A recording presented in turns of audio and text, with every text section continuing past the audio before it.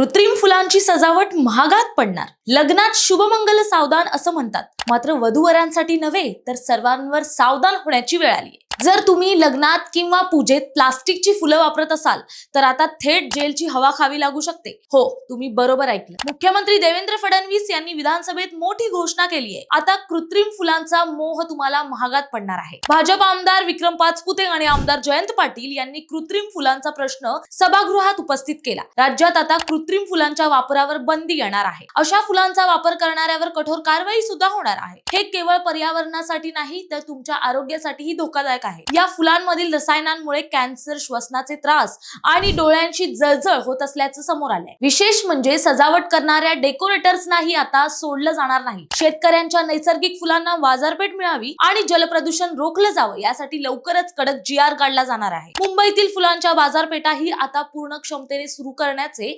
आदेश दिलेले आहेत. तेव्हा कृत्रिम फुलांची सजावट करत असाल तर सावधान राहायला हवं, आरोग्य जपायला हवं आणि सरकारच्या निर्णयाचं स्वागतही करायला हवं.